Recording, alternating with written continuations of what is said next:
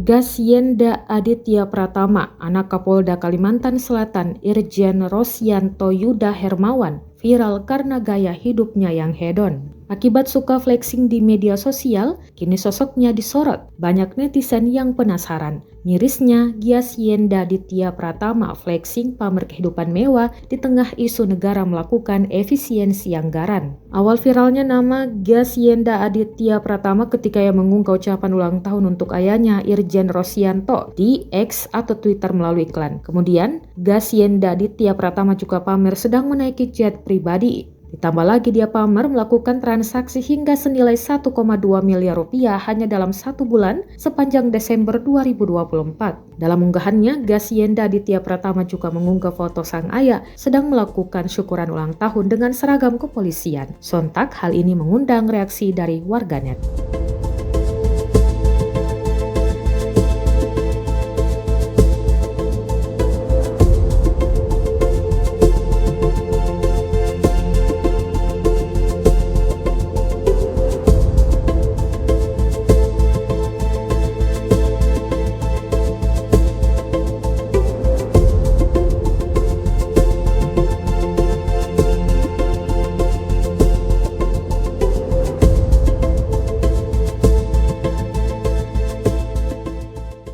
Download Tribun X sekarang, menghadirkan lokal menjadi Indonesia.